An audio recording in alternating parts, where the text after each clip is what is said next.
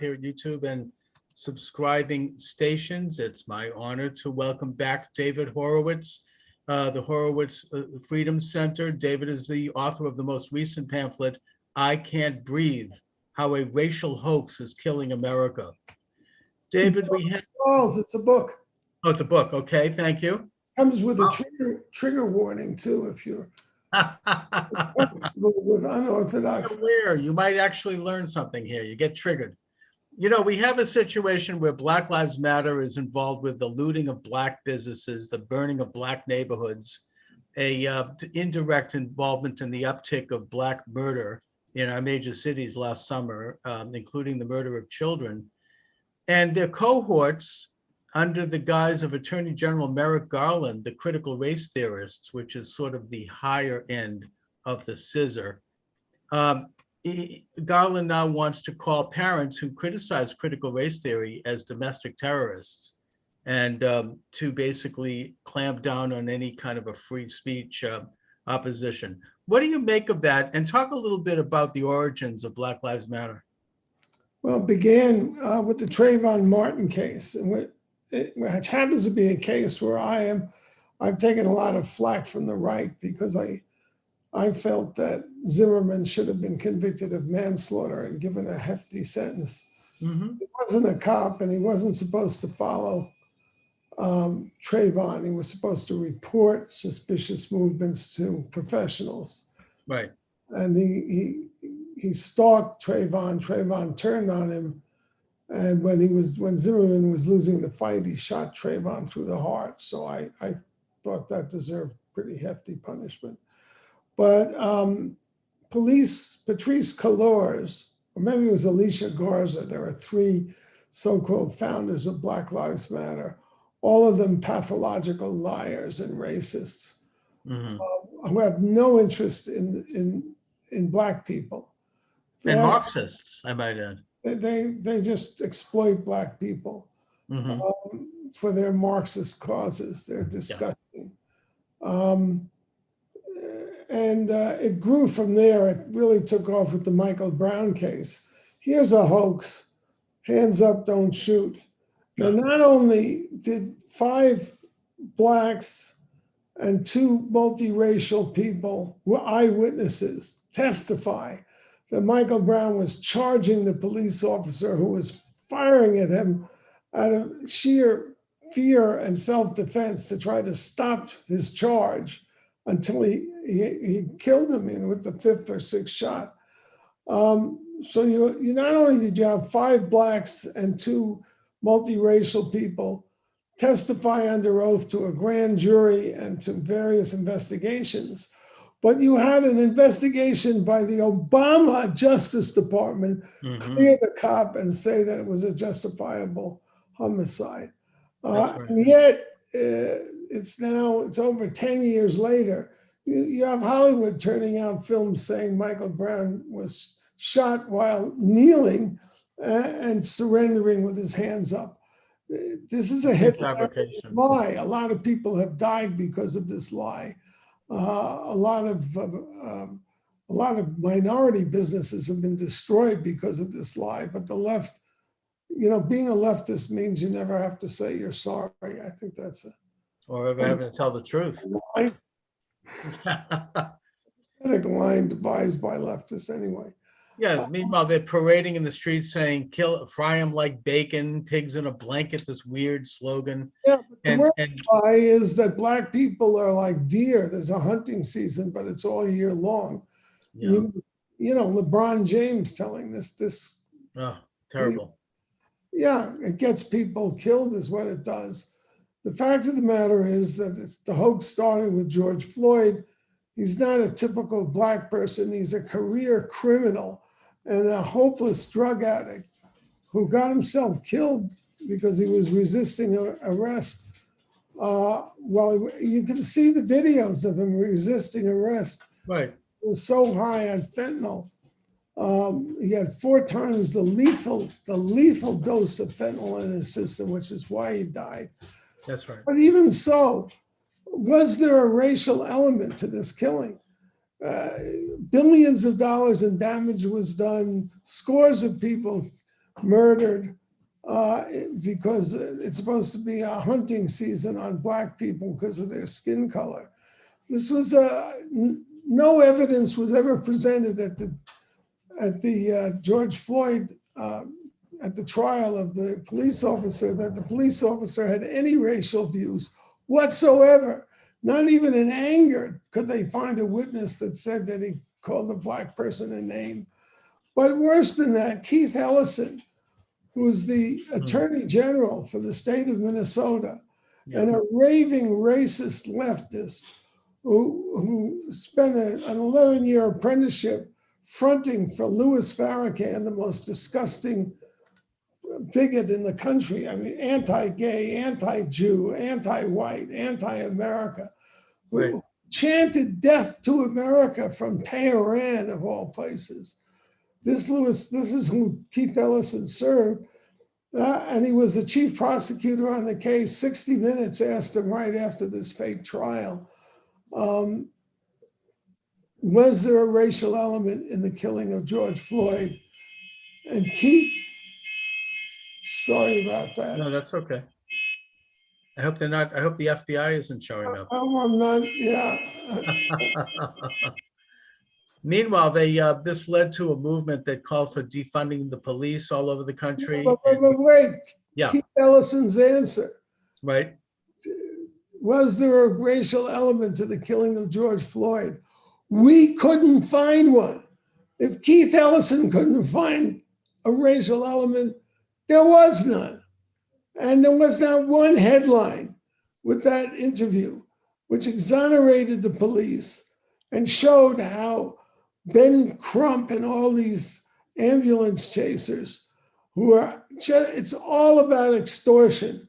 They gave George Floyd's family we got $27 million in a wrongful death suit when he basically killed himself on fentanyl. You can't kill somebody with a knee on the side of the neck. How do we know this? Because there's a record. It's a practice of the Minneapolis Police Department, which, by the way, is headed by a black police chief.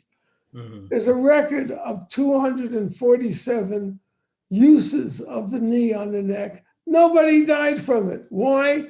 Because the windpipe is here. And what's done here is you close off the blood supply to the brain in the hopes of making a dangerous person pass out before they hurt themselves or somebody else. This is the level of lies that Black Lives Matter thrives on and collects hundreds of millions of dollars from spineless corporations for promoting.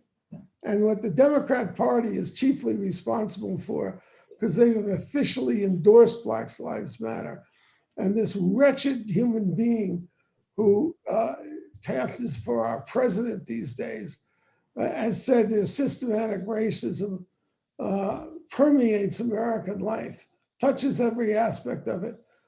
This is a lie worthy of Xi Jinping or the Iranian terrorists.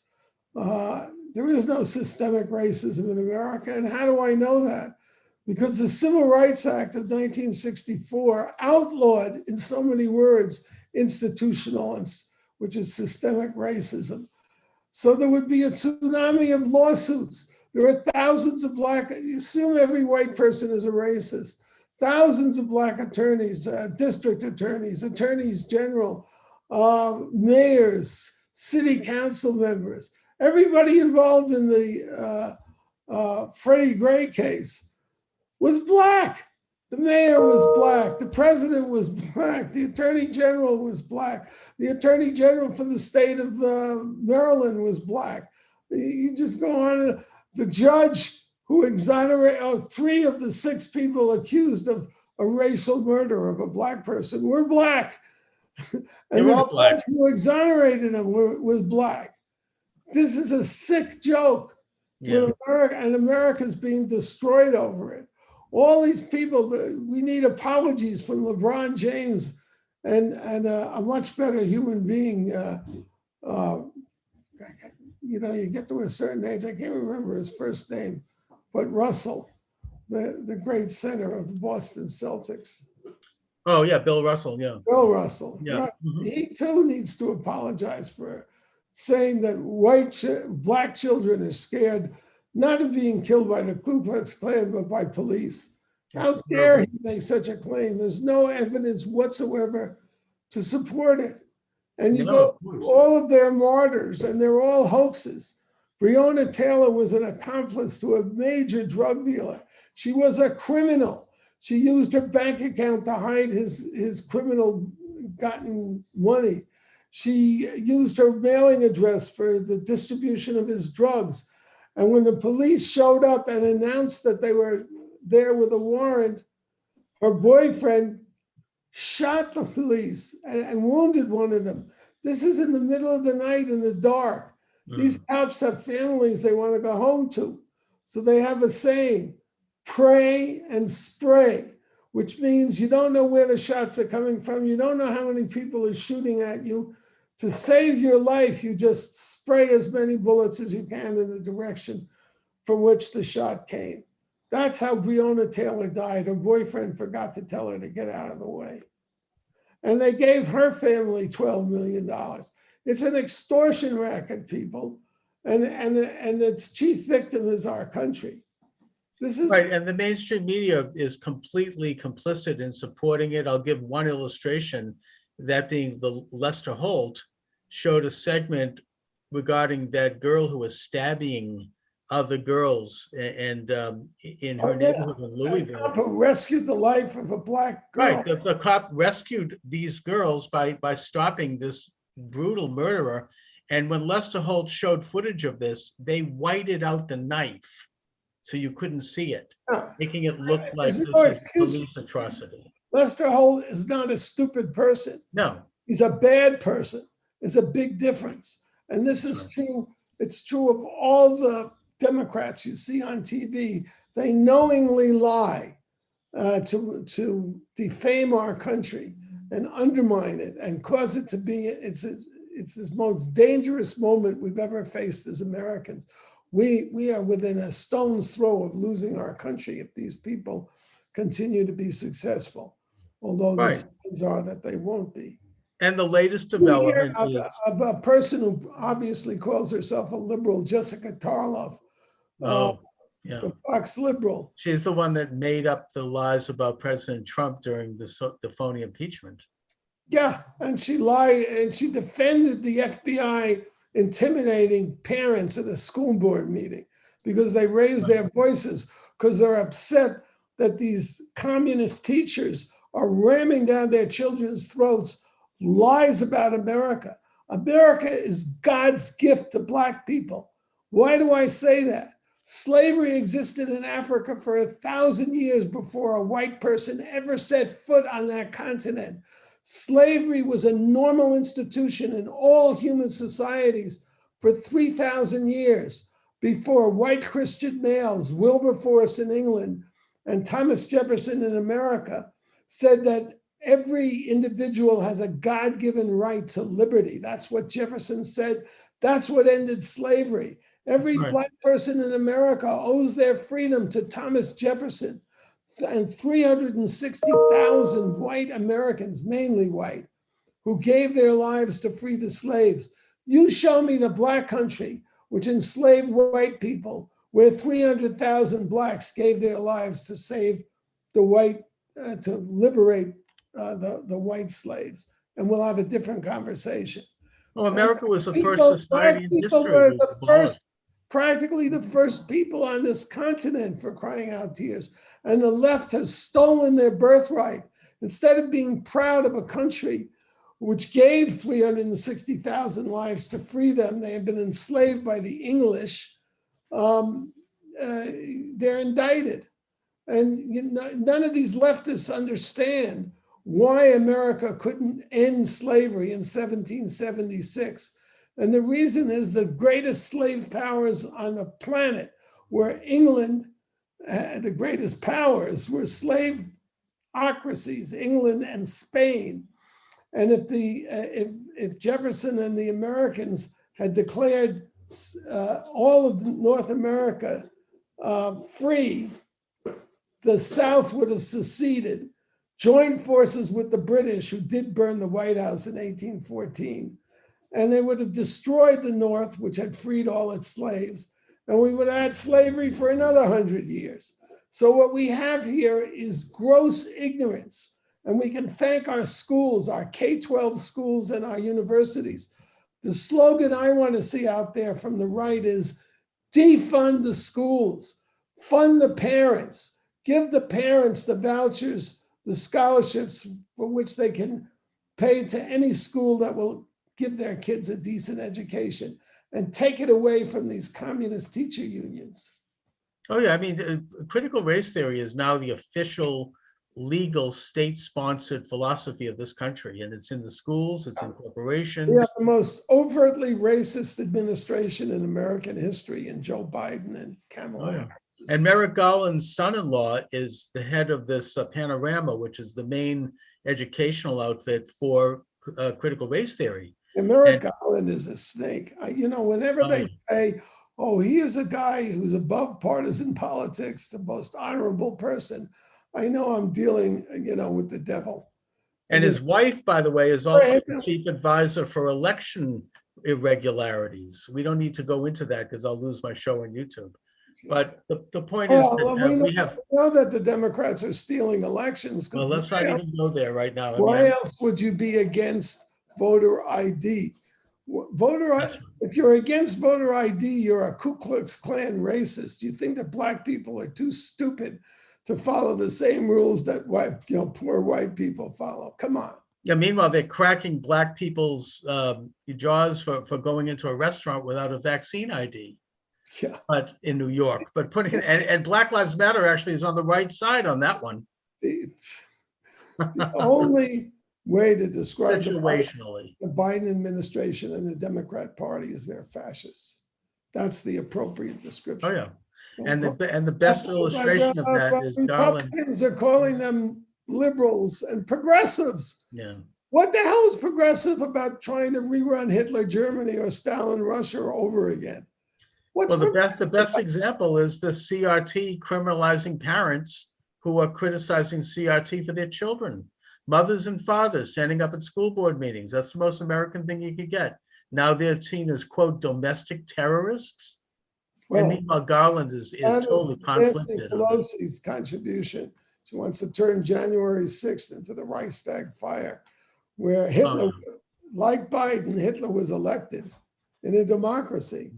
But within 4 weeks, the Reichstag, which is their capital, was burned, and they accused the Dutch communist. I don't know if he actually did it or not. Right. It's the use they made of it, which is the use. Well, they suspended the Constitution openly, and that was the beginning of Hitler's ascent to complete. Which is what Nancy Pelosi is doing in regard to January 6th. And meanwhile, they have hundreds of people being held in prison without charge, without due process. If you saw Tucker the other night, the thing is this white-haired naval officer who served his country, whom they put in solitary confinement because he was around the Capitol that evening. And because he refused to cooperate with the FBI as an informant, I might add. And I mean, that whole narrative is unraveling very quickly. Defund the FBI. Yeah, to get rid of the FBI, we'll get rid of domestic. You understand exactly what's going on. The reason there are 18,000 police departments. So if one police department is rotten, there are 17,999 other police departments that are not. That's right. Defund the local police, you replace them with a Gestapo, a federal police force, something this country, the whole framework that the founders put in place was to prevent monopoly control of law enforcement and so forth. And it's what the Democrats are dedicated to ending. They are a fascist party, and every one of them, including Jessica Tarloff, not to mention Kirsten Powers, two of my favorites, are fascists. Clearly. So, David, where can people get your excellent book? Everywhere, hopefully. You can get it at Amazon. You can get it at frontpagemag.com. You can get it at horowitzbooks.com. You should be able to get it at Walmart, probably, and Target. Oh, that's good. You Get can it, if you I don't want to get it forget into those stores, then that's gold. Barnes and Noble. Yeah, actually, it's an oddest sort of thing. Mhm. Late in life, I've become a best-selling author. So there you are. Maybe I learned something in the. Well, your books are very powerful. I mean, you write in a diatribe style, which is fantastic. You get right into the crux of the matter in a way that very few authors around right now do. And so I applaud your book. We used to call it telling it like it is when we were telling it like it wasn't. Oh yeah, that's right. And also your Radical Son is an important book. It talks about your background and how you grew up in a communist household, and then what happened, how you came over to the more conservative side. A very important book, very influential. So David Horowitz, as always, I want to thank you for joining me. And thank you for having me, Charles. I look forward. Come May, I've got another one coming. Well, what's it going to be? It's called The Final Battle, how the next election could be the last. Okay. Thanks a lot, David. All right. All right. So David Horowitz is the author of I Can't Breathe, How a Racial Hoax is Killing America. I would urge people to check out the review of it on Front Page Magazine, which is run by the David Horowitz Freedom Center. Excellent, excellent site. I look at it often. Great editorial, great essays. We've got Dooovid coming up, and we've got Adam Green from No More News coming up. And I'm particularly interested in talking to Adam because he, well, to put it basically, he's been censored from YouTube and other platforms. And since I'm right now presently doing the show on YouTube, we have to be careful. I do have announcements coming up, not right now, but it'll happen, hopefully, God willing, in the next week or two, where my program will be carried by a new network that will let me do what I do without censorship. I will be unbridled. I will be unleashed. I will be uncensored on this new network. I can't go into the details because it's not actually online yet, but it is backed by several very important and prominent news people and journalists. And so I will be letting people know about that when it happens. All right, we've got Dooovid coming up. Here he comes. Dooovid, how are you? Yep, there he is. So Dooovid, we've got Adam Green hopefully coming on soon. I hope that I'm able to do this technically. I think I can. All he needs to do is call in and I click a button. Hopefully that'll do it. But Adam Green from No More News is, he's been censored from YouTube. He's very controversial. I'm looking forward to this conversation. I've wanted to talk to him for quite a while. Yeah, he said, he just messaged me, he said 5 minutes, and I assume he's just going to take the Zoom link. So just like you let me in, you should be able to let him in and have a three-way call. Okay, good. He's actually a tech guy. I mean, one of probably his successes in streaming is being able to do his own tech. Now, is he doing a broadcast elsewhere right now? Where can his show be seen and heard? I mean, he's got his own media. So right now his main platform is Odyssey, although he still posts all the stuff on BitChute. And I think he was on Trovo. And so I'm not sure if he's like you, where he's posting it on a whole bunch of things. He might just have a few ones. He's got a web page and uses Twitter to alert his audience. So he's got a big social network. And I'm on a bunch of live streams, and I do post the show on a lot of different sites, including Gab and BitChute and all the rest. But what is Odyssey? That one I haven't heard of. It's just a new streaming platform. Okay. It has some slowdown, so it's not like BitChute, because you could live stream on it and it keeps the videos. And I think Trovo you could live stream, but it doesn't keep the videos. Right, So, that's right. um, Yeah, I live stream on Trovo, and I live stream on about a half a dozen other sites, including Twitter and Facebook. I mean, I'm up on all of them. But I feel constrained by censorship, and I will note that I understand what community standards are. I've been a radio talk show host in Greater Boston over the years at different small stations where I used to do like a radio show, and I would also sell ad time. And so I know what community standards are. I know what the FCC regulations are. I would go to a radio station to do that show where I would have to, look eyeball to eyeball with people. I mean, there would be the manager there, there'd be salespeople and staff, there'd be a board up. You have to kind of observe certain standards when you're working directly with other people. And I knew how to do that. And I never got in trouble at all with the FCC. Maybe I got in a little hot water sometimes with politics with people, but the point is that I know the difference between community standards and political censorship. And right now on YouTube, we're having political censorship. And that to me is really abhorrent. And I can't, it's intolerable. So I'm hoping that this new network does what they tell me they're going to do, is to let me do my show without any censorship.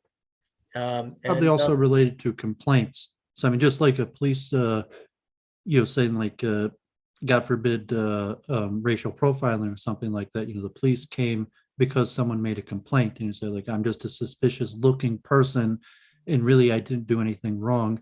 And unfortunately, people complain about me all the time. But so I would say Adam Green's probably even more careful than you are in terms of following rules and regulation. Like, I mean, he's pretty polished about that. But he gets a lot of complaints, and then possibly, right. And then they don't, even if he didn't technically violate the terms of service, he's got he's on the top hit list of the ADL and different organizations, and this program today that there may be zero violations of terms of service, but it may get a bunch of complaints. Yeah, and it puts it in a different situation of what does community standards mean? Okay, like I didn't break any rules. It doesn't matter that everyone hates me, or it's a divided audience where you have a combination of people who like and hate you. But I would say it's different because it's based on complaints. So you have enemies who will complain about you, and that ends up taking you up. Okay, we've got Adam Green. Adam, how are you? I'm doing well. Thanks for having me. My pleasure. I've wanted to talk with you for quite a while. I used to watch you regularly when you were on YouTube, but of course, YouTube, this is YouTube, so we have to be careful. I understand they just knocked off Eric Metaxas. Just mention quickly that Adam Green is the source of me and Charles streaming together, because after I had my first appearance on Adam Green with Christopher Van Jerkness, Charles tweeted me and asked me for an interview, which I responded, and we did an interview, and then we ended up doing a weekly program. And I guess Charles had spoken with Christopher Ben Jerkness. I shared that link with Adam yesterday. That didn't go that well, but so Adam Green in some way has credit for this program with me and Charles, because that's where Charles found me. And ironically, I call this Partners in Torah, and even the ADL said like Adam is known for scriptural sources. So you talk with Adam, he's going to quote the Talmud, he's going to quote the Maimonides, he's going to quote the rabbis, probably more than Charles does. Oh yeah, and also I should note, Dooovid, that I don't know if the ADL was behind it, but you and I, two fairly devout Jews, we were taken down on YouTube for alleged hate speech a while ago in one of my videos, and I contested that, and that was they didn't agree, so I got a strike. I would guess someone complained that I doubt it was an algorithm. Someone probably actively complained about us, but I mean they don't even tell us that, and maybe they shouldn't. But there could be any number of concerned Jews, or just people who don't like us and complain about us because they want stuff out their competition or something like that. Just like Jewish Republicans in general. So there could be any number of reasons why people might complain about us. Well, in my case, I'm very critical of the left and the secular establishment that dominates the Jewish world right now, and certainly in the United States. Adam, what are you up to these days? What are you researching? Oh, I'm getting into all types of interesting rabbit holes, or as I like to say, rabbi holes. Okay. And pun intended. So you haven't seen any of my videos, Charles, since I've been banned from YouTube? Like so many other people, you get banned from YouTube and you stop following somebody? Well, I haven't been able to find you. Where can I reach you? You might as well talk about it now because we're on YouTube, so let people know. Well, I mean, there's been like tens of thousands that have been banned from YouTube. Like, you're not familiar with any of the alternative Some of platforms? them I am. Yeah. Oh, yeah. I mean, I look at BitChute. I post Okay. my own show on BitChute, Gab, Right. several others. There's You this could just new go to network. Adam's Twitter page and see his links to where he's posting. Okay. Is it that complicated? You never checked his Twitter page and followed the Well, link? I to- heard the one show I did hear you doing. I thought it was great. Was you basically moderated a debate between Von Jerkness and E. Michael Jones, and It's Björkness. Oh yeah, you Björk. thought that was great? Yeah, I mean it was really a powerful contrast between them, and it got real testy, and it was just it just brought up a lot of issues. Half Björkness, Galician in the chat said it was like, God forbid, he was on with yeshiva me, for but- anti-Semites. They were like talking about verses and what word means what, and arguing about the true definition was very of interesting. Greek terms. It was very interesting. And but Björkness was on with me, didn't go well. He hung up on me. And I saw that. I looked at all the comments too. It seemed like a lot of Oh, people not in the very nice. comments were siding with him on your own oh yeah. channel. And look, I'll admit that I probably got too emotional when I had it, because when he started to talk about the Jewish character, that got under my skin. And I sent him a note afterwards saying, look, I would like to have you back, and I will try to be more moderate. And he sent me back a note saying that if I ever contacted him again, he was going to call authorities on me. So that was the last I heard from him. But he remained. He sounded very serious. Yeah, he was pretty pissed off. But he remains invited. I mean, I agree that sometimes I might get too hot under the collar, but that's how it goes. Yeah, well, it's unfortunate that you haven't been seeing the videos that he and I have been doing together in my own presentations since I've been banned. Because I mean, you can ask Dooovid; he's been watching. I've been covering some very deep Kabbalistic topics. Okay. What is your general, and I know this is a thumbnail question, but what is your general understanding of Kabbalah at this time?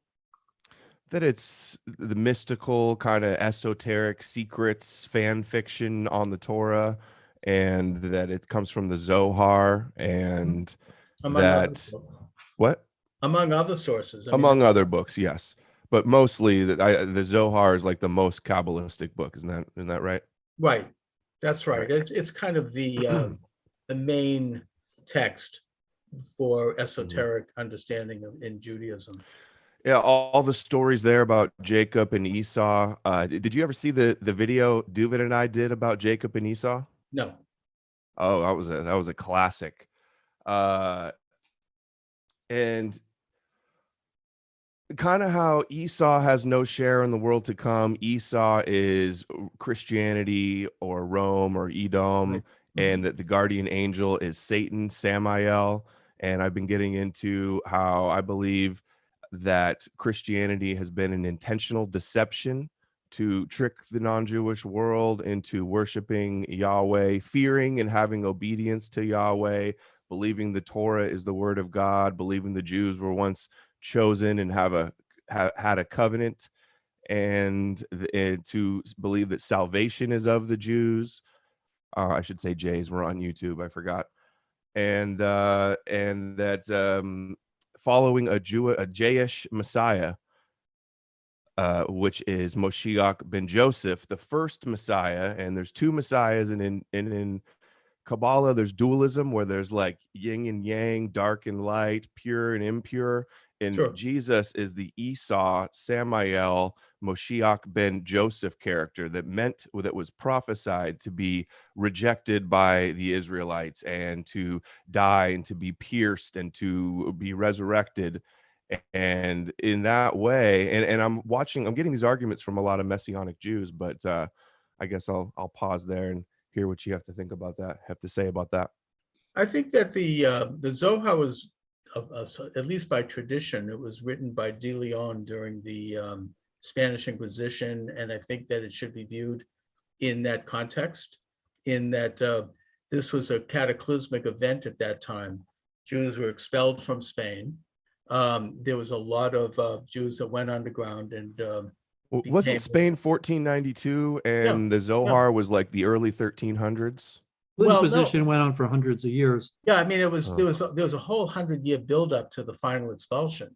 Yeah, I guess I vindicated, and I kind of make note that he's always using the Davidson Sepharia translation, and it's funny because the Davidson Foundation supports most of these liberal causes in Metro Detroit, and almost none of the Jews who go to any of these liberal causes ever look at Sepharia. So it's but I vindicate that is largely what our books say, but it doesn't necessarily mean that that's what Jews believe. No. And I tend to believe it. I tend to, say, like, I went to Orthodox Hasidic yeshivas. I read the books. This is what our books say. And, we talked about it with Charles, and rather than a man-made conspiracy, to say, is it likely that like elders of Zions got together thousands of years ago and conspired on this 1,000-year project, that it's the hand of God, and that the tradition is true. But I guess from Adam and Jerkness, I'd actually studied these books and vindicated to him that I apologize about that. How's Jerkness? Just like just Jerkness. Like the J is silent. Is a Y. Okay, yeah, but I vindicated that. No insult intended. That is largely what the books actually say, and right. And even defended that like maybe that is what we believe. So what? Well, first of all, which is what kind of me and Charles argue about week after week. It's not definitive. It's not canon. It's not Talmud. It's basically just a guide, and that there's probably some anti-Christian stuff in there. With regard the biggest gathering in Israel is the yurt site of Rabbi Shimon Bar Yochai. I mean, God forbid the stampede this year, but hundreds of thousands of Jews almost every year. The largest gathering in Israel is Jews going to the grave of Rabbi Shimon Bar Yochai, who believe that the Zohar is his words. It wasn't a conspiracy written by Moshe Dilon. He was a constitutionalist. He was not a mystic. He was not into the more mystical understanding. Now, the mystical tradition has always run as a thread through Judaism and through Christianity, as they have their own. I mean, have you been to? And through Islam. Have you been to the grave of Rabbi Shimon Bar Yochai? I've been there maybe even 50 times. But look, Dooovid, my point is that there might be some sort of anti-Christian stuff in there, given what was going on at the time. I think that that's not definitive. It's not a central part of Judaism. And I think that Judaism and being against idol worship isn't a central part of Judaism. Yeah, but I don't. The question of whether Christianity is idol worship is not a central belief of Judaism. Some rabbis have said that. Rashi did not say that after studying the issue for many decades, because he understood that Christians believe in God. Now, in the modern times, in the 19th century, generally the view of Jesus has changed within Judaism, as in up until that point, Judaism viewed Jesus as a renegade, as a heretic, and which was why they may have supported his execution. But in the 19th century, that view changed in that Jesus became viewed as having been a devout Jew who basically transferred the entire teachings of the Torah, which Jesus was actually more zealous toward than the Pharisees. He believed that not a jot or tittle of the Torah would change until the end of time, that he brought the Torah with all of its moral and ethical precepts to the rest of the world, that was the founding of the United States. That was the founding of Western civilization, and that he was genuinely, he might have been wrong about the divine aspect, which is not a topic I like to discuss because I'm not a Christian and I don't want to get involved in Christology, but whether or not that is the case, nevertheless, his ministry brought all of the moral and ethical precepts that established Western civilization. And so he therefore should be viewed in that There was context. Western civilization before Christianity.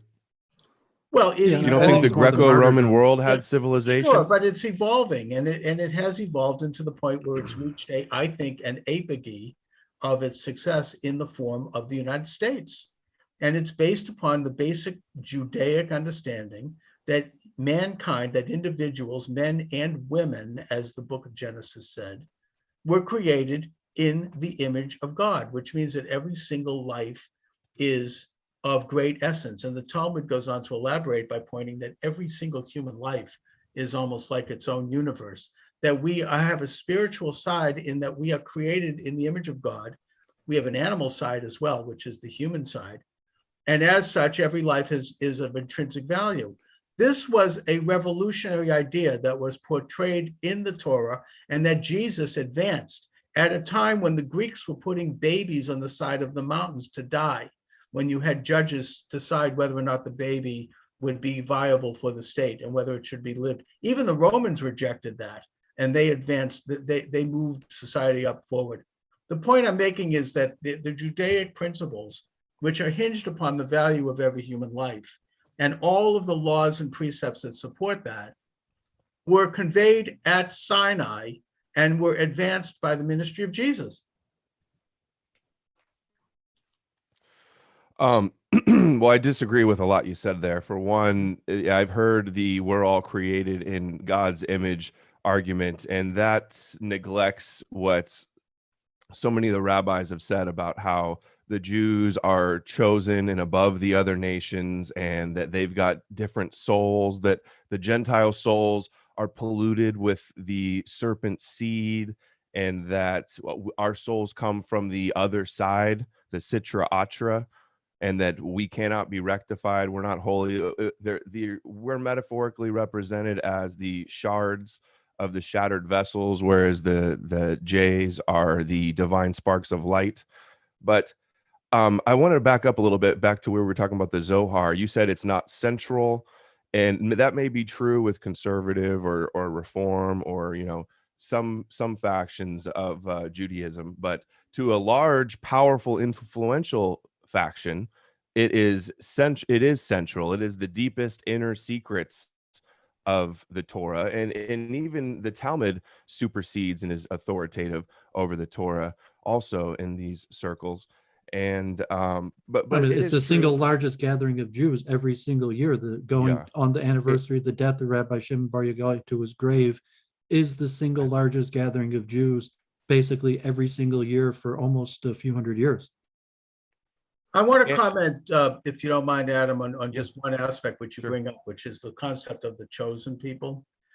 And that the Jew, according to Zohar sources, even perhaps some Talmudic sources, has a little extra element of soul than the non-Jew. I think that there may be some nasty comments made in the Talmud, which is written very much in the Socratic methodology, in that it leaves everything in it. But the majority view is that concept simply means, and it does say that the Jew has a little slightly extra measure of soul. Mm-hmm. And I heard a rabbi explain this and answer this, which I thought was very interesting. He says, you compare it to like a gas tank on a car. You have a gas tank that takes 3 gallons and a gas tank that can take 5 gallons. The Jewish gas tank can take 5 gallons, whereas the non-Jewish gas tank can take 3. But if the gas tank only has a gallon in it and it's Jewish, then it doesn't have as much as a non-Jewish gas tank, which has 3 gallons. So it all depends upon it doesn't mean that the non-Jew therefore cannot obtain the same spiritual level, if not a greater spiritual level. It just simply states that the Jewish people were selected at Sinai not to rule the world, which is the anti-Semitic view, but to serve God as a priestly sect, to be witnesses to the existence of God and to know God, and then to serve as an example for the rest of the world to know God. And that Judaism does not call for people to become Jewish. It doesn't say you're a sinner or that you're less if you're not Jewish. You're not allowed to be Jewish. You have to be Noahide. No, you can become Jewish. But the point is, we don't call for that. Wait a minute. We don't call for that, unlike Christianity, quite frankly, which does, and Islam. Instead, anyone can know God. regardless of, and that goes right, that's all throughout the Torah. It's not, we're not we're not here to control anything or to demand something. We're here as servants of God. That's a misunderstanding, I think, in the Torah. And anybody can become a Jew. It's discouraged, but you go through a process. It takes a year. You study, you have to receive Shemitah, you have to, there's a process. I think a male has to have at least a symbolic circumcision, and there has to be mikvah, and there's a process, but anyone can do it, and people have done it if they choose to. I'm sure many people know that it's largely discouraged, and it's made almost impossible. And this whole, we don't force you to become Jewish. I think that forced conversions and evangelism definitely has issues. I'm not defending that at all, but this idea that like you're so nice that you're not trying to convert people to be Jews, but there is push for Noahide laws, which means that you can't just decide to be chosen, and to say that there's any path to God is okay. That's not what the Torah teaches. No, it doesn't. Yahweh You're is right. a jealous God, and you're meant to destroy idol worship. So that means any other competing religions or competing cultures or people. And to say that it's a burden that you're chosen, a burden that God chose you and that you've got a bigger gas tank and a soul that comes from a holy place, and it's your job to spread the knowledge of the light of the Torah around the world. That means get the whole world to worship the God that chose you. The law must come forth from Zion. There's no, right. You can't That's right. sugarcoat the idea No, I that don't. Judaism teaches I find world it interesting dominance. No, I Adam- do accept Adam that, and but it's the Christopher- God of all man. It's not a Jewish God. It is the Charles, one God that is you like to unlike preach. any other God. It's not The God of it's not- Israel. Charles, you like the to God of preach. And so Israel the and the God of interesting all thing is man. Adam Absolutely. actually quotes Yeah. our text. You don't quote our text. And then when the texts are quoted, you kind of like, well, I'm a Jew and I disagree, and I think this is what Judaism means.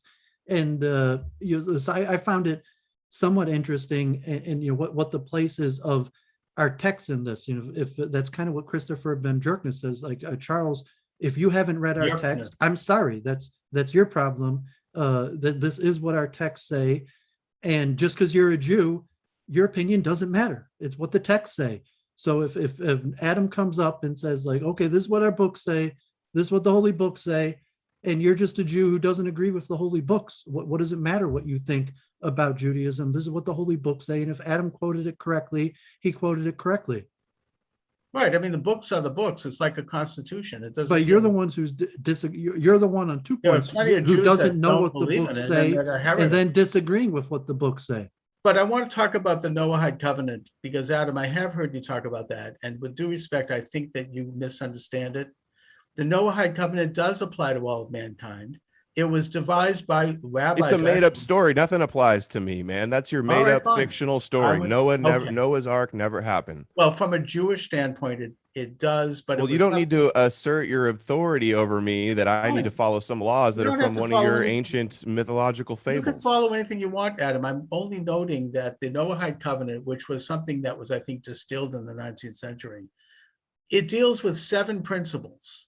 They are universal principles. You can't murder, you can't steal. It calls for a separation of powers in government. It calls for not being cruel to animals. There are several other principles there that generally serve as a constitution for the world that precedes Torah. It precedes Sinai. It goes back to Noah. It's symbolized by the rainbow. It's not an imposition by anyone. It's something that Jews view as being a basic constitution for all of mankind. Now, nations don't have to observe it, or people, but the laws that are there tend to be universal. Yeah, well, if you murder in any society, then yeah. Have you read this book? Kabbalah and Meditations for the Nations by Rabbi Yitzhak Ginsburg, the top Chabad rabbi in Israel. I'll check it out. Okay, well. In a nutshell, what does it say? You're telling me I don't understand Noahide laws, but you haven't read that? then I think Well, maybe then, you don't understand. then maybe why don't you elucidate a little bit on what you think the Noahide Well, laws are? for number one, and I've seen rabbis say this as well, you impose the 7 Noahide laws on a nation and give them the chance to basically bend the knee to you and worship you as God's chosen people. Otherwise, it's off with your head. That's what the Maimonides ruling is. I've never heard that. I'm not saying it that this guy doesn't say it. I'll have to look into it. I've never It's heard the anyone. first 2 Noahide laws that concern me: idol worship and blasphemy. That's like saying that you must worship our God. That it's simple as that. Well, first of all, I don't think the Noahide laws are quite put in that context that you must observe them. They're simply guides for all of mankind. And idol worship is something that I think certainly has been rejected by most people in the world at this point. It's, you know, we have They our believe modern- Jesus is idol worship. No, they in don't. here, I'm and I've looking- seen lots of sources. There are say some that. And rabbis of who have course, said that. you can always Most argue that- there's a debate because there's always, There is. you know, somebody going against the grain. But No, the mainstream Judaism does not view it that way. Yes, there have been rabbis over centuries who have said that. mainstream That- Judaism says that Jesus' name Yeshu should be blotted out, just like he's That's Amalek true, or but that Haman. doesn't mean that Christianity is involved with idol worship. Yeah, particularly the Toldo Jesher, which I think you're talking about, had some terrible things to say about Jesus. I'm not denying that. There were some terrible things said about Judaism by early Christian thinkers like St. John Chrysostom and St. Jerome. There was a war going on between these 2 sects, both of which were Judaic, in the first 2 centuries of the Common Era. So yeah, there were nasty things said on both sides. 2 nations will come Judaism- from thy womb, right? Excuse me? Jacob and Esau, the fight between Oh, okay. Rome and Jerusalem, right? That's right. Sure. Cain and It Abel. was a very brutal fight, I may add. And the Romans were not exactly, easygoing. And how did they defeat the represented- Romans? They couldn't do it by military force. No, they had to did it do through with Christianity. the lie of Christianity and Moshiach ben Joseph, which is to be rejected, scorned, pierced, resurrected, and go to the nations first.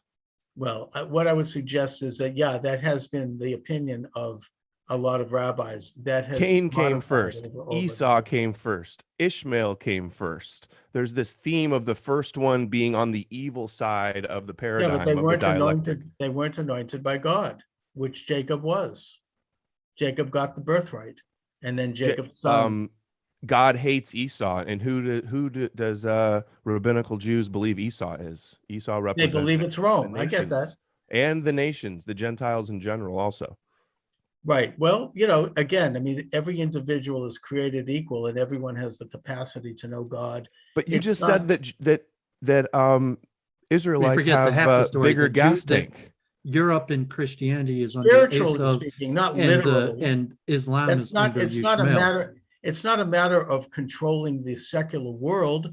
It's a matter of that at Sinai, God gave the children of Israel at that time an extra burden in order to preach and be spiritual for all men. And that burden included things like being kosher and the Shabbat and other things and controlling that tiny speck of land called Israel as a way to be a priestly sect for all mankind. Yes, that is what Judaism teaches. Imagine not the to power control that you have being the priest and the prophets, the power that comes with being able to speak for God. I don't want to grant you guys. I don't believe any of that It's stuff. the opposite. We don't speak for God. We submit to God. God speaks for God. No one says that any person Sure, speaks for sure. God. If a person says they speak for God, that's absolute heresy in Judaism. That's what you say the Torah is. The Well, Torah if is not God prophets, we're speaking the to children man. of prophets. I mean, God speaks Torah through is the God Jewish. revealing. God speaks the through the how to Jewish live people. to So mankind. even though not men I mean, like speaking God for is in fact speaking through Charles right now in a certain way of like a low level of prophecy. I mean, saying that if Charles is a Jew, he's the descendant of prophets, and the prophetic blood runs through me and Charles. And to some extent, yes, God does speak through us. That is But I what we don't claim to believe. speak for God. Only God. You speaks don't for God. speak for God. God speaks through us. Possibly. I If mean, God speaks for God, why doesn't everybody agree on what he says? How come everybody doesn't hear him? You're claiming that that's the because of free Torah will, is God's because people word. have that's the free job will. of the priestly sect. Well, to because of teach free to will. mankind the revelations of Sinai, which was a blueprint for how to live. It was a blueprint for how individuals ought to relate to each other, how nations ought to relate to each other, how, the proper and improper type of relations in business and life. And It's people are given all free will. there. People are given Everything the is in the opportunity to book. make poor It decisions doesn't, and it's to not a go matter of on the man. wrong Ye shall side. eat the wealth of the nations, feed off the riches of the nations. The nations will flow in and bring gifts. Is this the Well, relationship you have for the world? What context is that stated? That's all over the Old Testament. Well, I'd like to see that quote and what context, because Dooovid knows him. I mean, yeah, I mean, there's the verse in Isaiah and Ezekiel all Yeah. over. It's, even Moses says it. They're just saying, yes, in the end of the day, we expect to be rewarded for being faithful to God, and that means that it doesn't but mean rewarded by to who? put it to the level when I debate Christopher M. Jerkis that we're going to be slave owners. I would say, like, yes, that we expect to be rewarded for our action. In fact, it's Maimonides' requirement 13 principle belief. We're required to believe that the wicked are punished and the righteous are rewarded. That was my complaint to Judas Maccabeus, that refused to say the basic Maimonidean principle that, yes, I do expect the righteous to be rewarded and the wicked and who's the punished. wicked? Esau's wicked. Amalek is wicked. They're often conflated. And what does When God is the modern ultimate rabbinical judge, views God on will who be that the judge is? of who is wicked It's and people who righteous, don't go but for it's idol laid worship. down the general principles of what makes a wicked person and what makes a righteous person, and saying, of course, people have free will, that God designed the system to allow people to make mistakes and be punished for those mistakes, and to be rewarded, that if we weren't allowed to make mistakes and be punished for those mistakes, we wouldn't also be able And by the way, to the be Torah is rewarded filled for with making the examples right of decision. Jewish people being punished for being wicked. I mean, that's the entire narrative all the way. Judaism's been horrible for Jewish people. Your religion is about being persecuted and suffering to atone and being slaves to Yahweh. Well, I mean, Charles, That's if a you're bottom putting on a different, if you're saying, I'm saying Adam is rejecting the theology, but I'm saying he basically has the theology right, that is our theology. He might be exemplifying bad points or just quoting No, the the theology things mostly is that that make when us we- look bad, but that when- is our when basic we get theology. closer to And my God, my we're grandfather's rewarded. grandfather was a And when we Reformed move away rabbi, from God, we're agreed punished. with Adam that And this is our tradition and it's false, and that's why he became Reformed. We've discussed this many times, say that Yeah. most Jews agree with Adam that our tradition is false, and that's why we became Reformed I and reject that. secularized. But the Yeah, people who maybe believed in our individuals do. tradition, But that Adam doesn't is negate the largely covenant correctly itself. saying what we're supposed to believe in. No, that doesn't negate the covenant itself, whether or not Jews reject it, and they do, many of them. You really But believe you have a entire special narrative- covenant, Charles? I He's know. trying to do two different things. we And Charles have trying a to do two covenant different things at the same and a time. mission in the world. He's trying to say that Judaism is true and the covenant is true, but Yes. you're wrong and you misunderstand it. As opposed to I'm saying He's trying to have it both that ways. most Jews agree with How Adam so? that it's just false and made up stories. But and Dooovid, maybe I want to our ask this. ancestors, but that Adam basically has the traditional understanding of Judaism right. I want to ask about the covenant, guys. You guys both really believe that's, what is it, maybe 2,500 or 3,000 years ago, that God had a covenant with Abraham, and you really believe that that is something special? Yeah, when I use Yes, the I word do. Jew, And I I also believe I'm a believe that direct descendant of The Abraham covenant of Moses through is Jacob, referenced. and that I was circumcised, and that covenant of Abraham is binding to me today. I agree. I agree. And this covenant story where he told him to go get all these 3 animals and split them in 2 and put them in a line, and then God carried the torch through. You think all that literally happened? Sure. Wow. I think. Well, what do you not? I mean, it Like, happened. what To kind say of every weird- single legend Do you is believe that true. Socrates existed? That's completely believe that the irrelevant. It Pharaoh wouldn't matter existed? if he didn't exist. This belief I right take here in that- this I take covenant that with on- God starts part with of the oral split law, apart yes. animals and a torch flying through it in the air. That doesn't sound made up and wacky to you? Look at that Splitting happened. up animals. Imagine if just some weird guy was doing that in the park in your neighborhood, like had a bunch of animals split up. Yeah, I in mean, the most neighborhood and, like, Israelis and Jews having agree these with Adam. hallucinations. I say think orthodoxy that is happened- less first of all, than that happened 10% of 6,000 American years Jews. ago. Most American Jews, most Israeli Jews believe that our legends and traditions are made up and they're ridiculous. And I believe Christians, that so too. many Right, Christians Charles? believe this I too. mean, It's blood you know- magic.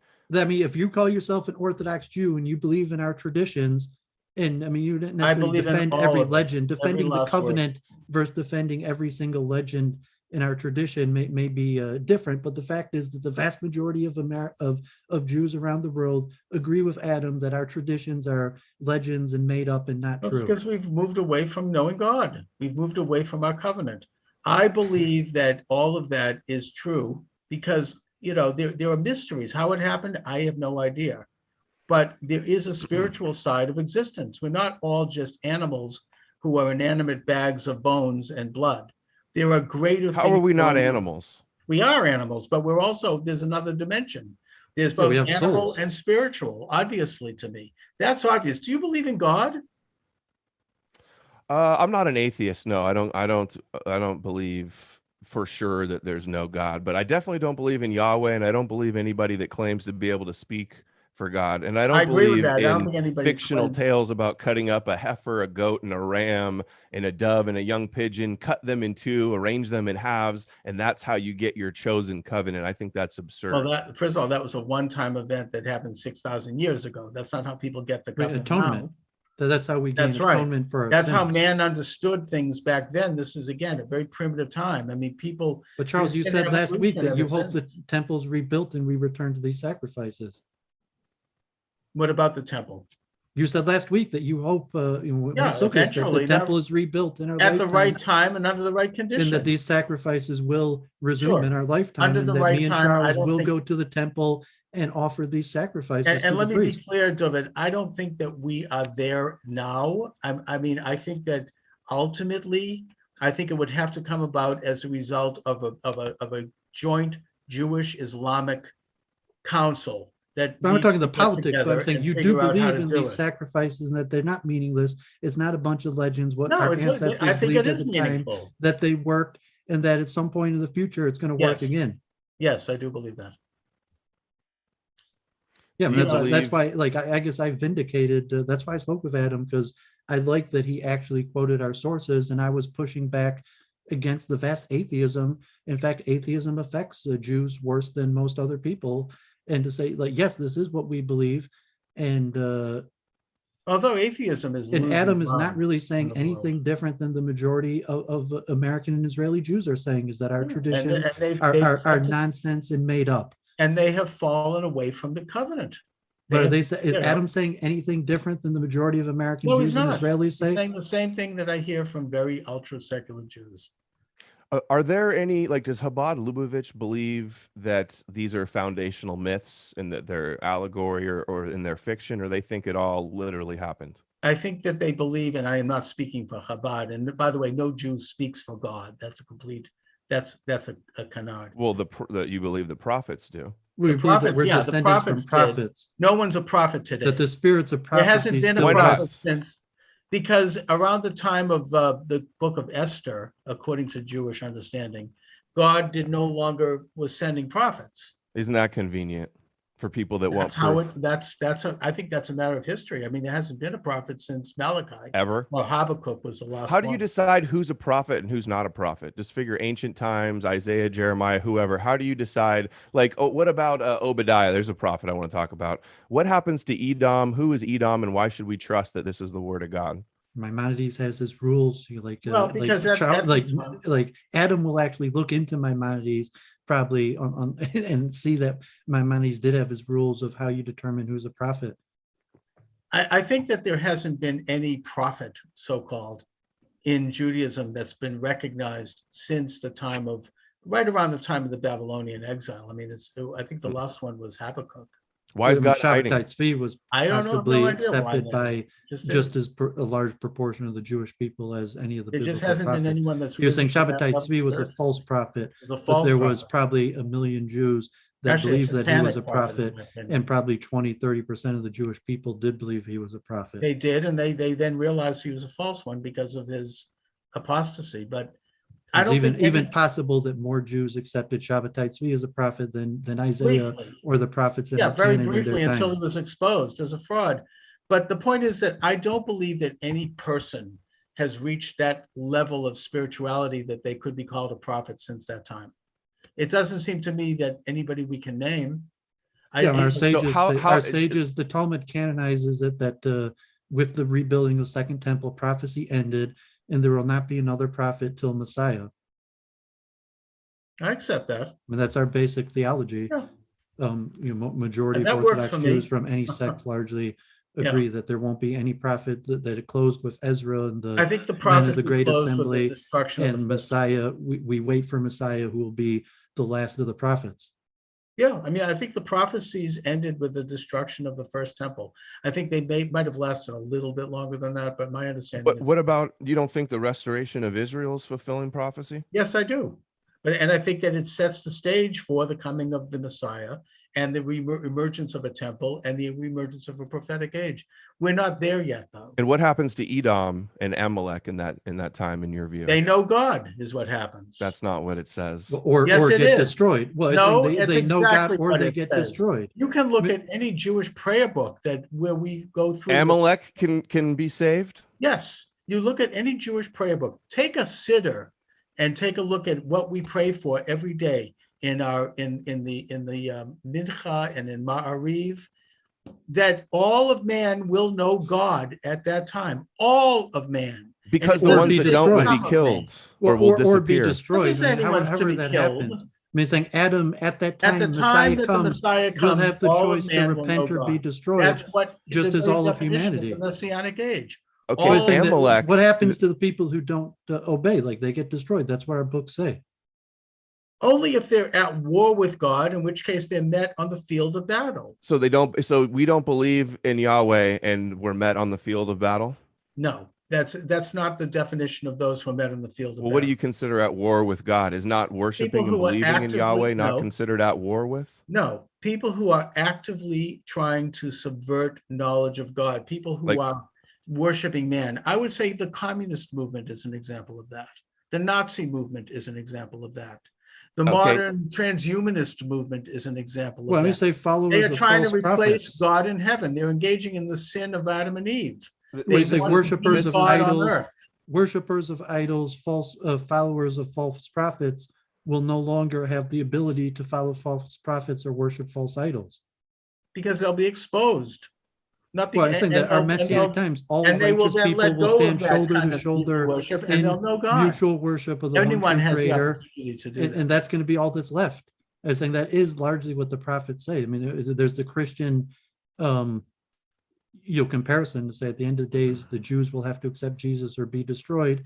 And that's largely a parallel to the Jewish messianic belief that people will have to submit to Hashem, Jehovah, or be destroyed. Submit. I think it's just to know God is to know the truth, to know the greater truths, the universal truths, and to know that there is a creator of the universe that created the universe ex nihilo, out of nothing, and therefore created a system of moral and ethical understandings. And that's why I like Adam, because man. Adam quotes Maimonides. Charles argues with Maimonides and claims what he says is true, Well, even though it's Maimonides, in opposition to Maimonides. Dooovid, you have And said Adam this on actually my quotes show, Maimonides. that Maimonides was not a prophet. I mean, he was a great doctor. Well, I'm saying he's a prophet, but you're But he's claiming not that that's what definitive. Jews I mean, believe. there's been When a lot of- I've never Maimonides heard says- anybody claim he when was a Maimonides prophet. says different, that's Right, not what we exactly. believe. But there's been a And- lot of debate over Maimonides' beliefs. I mean, he's a respected physician in his time. He actually brought Aristotelian metaphysics into Judaism in the same He way knew that- Jesus was Moshiach ben Yosef because he believed that Christianity was a stepping stone and preparing No, the I mean, world for the Maimonides is one of the Messianic few age. people who say that Jesus was a false prophet and that he was put to death by the rabbinic court. There are Kabbalists who do say that Jesus was Mashiach ben Joseph, although that's very rare. Well, by But the way, Maimonides is exactly. straight up that I don't Jesus think that was a false prophet and he was put to death correctly by the rabbinic court. That's what they said. Wisdom of Solomon, Isaiah, they had to do it. That was part of the plan. That's But part of that's the not what plot. Maimonides said. Yeah, but Maimonides the says he was Moshiach straight up ben a false Joseph prophet thing is that was not correctly put to death. conventional Judaism. I mean, or is Sure it it conventional is. Christianity? I mean, Jesus was It the comes son before of David. Christianity. The belief in two Wait a messiahs minute. is pre-Christian. No, the book of Luke and the book of Matthew both give genealogies of Jesus as being descended from King David. King David was not Ben Joseph. King David was Ben Judah. Yeah, but he was Yeshua, son of Joseph. He was the suffering Messiah. A man named Joseph. That's not Joseph, the tribe of Joseph. You don't I think? told Adam this. I mean, Christopher also that that's- most modern day Hasidim hold that Shlomo Karliner a few hundred years was Mashiach ben Joseph, and he was assassinated, and the founder, one of the leaders of the Karlin Hasidic sect in Eastern Europe. But that the whole I see the confusion here. He might have been, the concept of Mashiach ben Joseph is in married our to his text. mother Mary. That doesn't mean that he was of a son of the tribe of Joseph. But I mean that the Judaic belief that there's going to be two messiahs, the first messiah who gets assassinated and sets the pace for the Mashiach ben David to come. That's a traditional Jewish theology that the majority of Orthodox Jews accept. That there's going to be two messiahs. It's in our prophets. The first one, Mashiach ben Joseph, gets assassinated, but lays the ground for the ultimate Messiah to come in a way that it could make sense for Jesus to have been that Mashiach ben Joseph, but almost no Orthodox Jew thinks that Jesus was Mashiach ben Joseph. And I mentioned the most common person that people actually think could have been Mashiach ben Joseph is Shlomi Karliner. There's been Messianic Jews all throughout history, and Christians and Orthodox Jews that have compared Jesus to Mashiach ben Yosef, and there's many parallels with Mashiach ben Yosef. Because he was martyred, and because Mashiach wins. Like our Mashiach conquers like Mashiach ben Yosef and rebuilds the temple. Mashiach ben Joseph gets martyred. Yeah, he is an antichrist figure. You're right, an anti-Messiah figure, false prophet. Restores the Jewish people to our former glory and rebuilds the temple. He doesn't get martyred. Have you heard of this guy, Messianic Jew, Return of the Kosher Pig? If he's a Messianic Jew, then he's a Christian. That's fine. I respect that, but he disagrees with you. The Messianic Jews believe in Jesus. They don't like to be classified as Christians because they still keep. If they believe in Jesus as Christ, then by nature they are Christians. That's what Christianity says. Jesus. Well, it's a semantic labeling. It's more than a semantic game. If you believe that Jesus was the Christ, and I'm not criticizing here, you're a Christian. You're a follower of Jesus as the Christ. That makes you a Christian. I'm not criticizing. It's a different religion. I agree, but I'm saying they have arguments and would disagree with you. That's all I'm saying. I'm sure I'm going to back you up because you said something about Amalek that I so strongly disagree with. Okay. You said that Amalek can be rectified, that Amalek can be saved and come to God. Completely not true. Well, first of all, Amalek no longer exists. Saul didn't blot out every man, woman, and child and all of their animals, and then he lost his throne as a lesson that you have to, as a modern day contemporary commandment, a mitzvah, to blot out the memory of the seed of Amalek. Well, first of all, let me just say, I want to say about Amalek, my understanding is that Amalek appears in the Torah in Sinai as having attacked the caravan from behind. Now, what that means is that, and this is where you have the rules of war created. This is a fictional story that you're using to wage war on anybody that opposes you. This is throughout history. Fictional or not, this is what the Torah says about Amalek. You mentioned Amalek, how it's viewed in Judaism. Amalek attacked the caravan from behind, where women and children and the elderly and the infirm were. And this was seen as so evil that God punished Amalek and asked Moses to punish Amalek. And what Amalek represents today are people who are involved in such acts of overthrowing the social order, such evil acts, blowing up buildings, hijacking airplanes to blow up a building, different things like that, that we are commanded to stop them. That's not a tribe. It becomes an action. Amalek did something that completely overthrew and violated the social order in a way that was terroristic by attacking the caravan from behind. That's what Amalek is, and that's what Amalek was. And that, we are commanded to stop that. That's why we set up societies. That's why we set up. You should watch my hour-long compilation called Amalek. Okay, I will. I mean, you're partly right. What you're saying it has some truth in it, but you're missing a whole lot of how they view Amalek and what happens to him and how it's a modern day. But there is no tribe of Amalek today that's identified. Yeah, they believe it's mixed everywhere between all over the Gentiles, and even in the mixed multitude of the. Amalek is any person who violates the social order. I mean, I'm kind of channeling. I've never seen that definition anywhere. It's having doubts. It's going against the Torah. It's not believing in having obedience to Yahweh. It's opposing No, it's not. Judaism Amalek in is any from the way? tribe of Esav. I'm saying I mean, Amalek, it was a Adam, if you mistake. say it's going against the Torah, then look at the Torah and what it says. And I'm not going to repeat myself about Amalek. It's He interesting. violated the social order in his day. He just by using, destroying that which was known to be right and true in a literal way by killing the innocent people. That is what every society has Amaleks in it. We set up societies and we set up systems of justice to combat that. And we should, because otherwise we'll have anarchy. Well, I think Anyway. I think Charles misses the basic historic, we'll call Jewish theology. And because it's funny because Adam, the blue-eyed man, never mentions Ishmael, but generally yes, that was the theology that Esav becomes the angel of Christian countries, prosecution. and Ishmael becomes the nation of